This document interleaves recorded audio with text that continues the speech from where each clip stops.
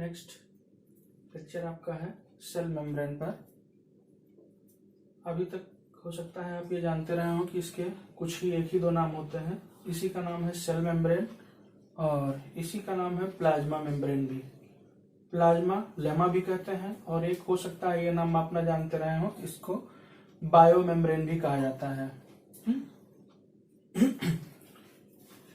ये सेल की कवरिंग बनाता है और इसके अलावा जो सेल के अंदर जो दूसरे सेल ऑर्गेनल्स हैं उनकी भी कवरिंग ये बनाता है।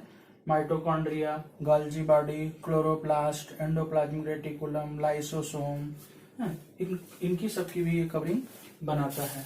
तो ये चार नाम आप जान गए इसके, cell membrane, plasma membrane, plasmalemma and biomembrane. अब ये टर्म सेल मेम्ब्रेन किसने दिया? नगेली एंड क्रेमर ने दिया 1855 में। मेम्ब्रेनस कवरिंग बनाता है ये प्रोटोप्लास्ट की। इट वाज डिस्कवर्ड बाय श्वान। श्वान ने इसको डिस्कवर किया 1838 में। Membranes also occur inside the cytoplasm. और अभी थोड़ी देर पहले हमने बताया था कि साइटोप्लाज्म के अंदर भी जितने सेल ऑर्गेनल्स पाए जाते हैं उनकी भी एक सबकी कवरिंग बनाता है, जैसे न्यूक्लियस, माइटोकॉन्ड्रिया, प्लास्टिड्स, इनकी सबकी। All membranes, whether external or internal, are now called cell membranes. They are, अब ये होता कैसा है? ये होता है इलास्टिक होता है, मतलब फ्लेक्सिबल होता है ये। सेल मेम्ब्रेन फ्लेक्सिबल होती है, फिल्म लाइक होती है और थिन पार्टीशन होता है। जिसकी भी कवरिंग बनाता है उसको अलग करता है तो उसकी पार्टीशन बनाता है। होती कैसी है ये? सेलेक्टिवली परमेबल होती है। किसके लिए? सॉल्यूट के लिए। लेकिन सेमी परमेबल होती है किसके लिए? वाटर के लिए। याद रखिएगा, सॉल्यूट के लिए सेलेक्टिवली परमेबल है लेकिन वाटर के लिए सेमी परमेबल है। अब ये बनी किसकी होती है? तो मतलब कौन कौन से कंपोनेंट्स इसको फॉर्म करते हैं? तो इसमें लिपिड कितनी पाई जाती है? 20 से 79% लिपिड होती है। प्रोटीन्स कितनी होती है? 20 से 70%। कार्बोहाइड्रेट्स सबसे कम इसमें होता है 1 to 5% और वाटर 20% होता है इसमें। ठीक है ना? तो लिपिड, प्रोटीन, कार्बोहाइड्रेट और वाटर इतने इतने परसेंट में इसमें पाए जाते हैं।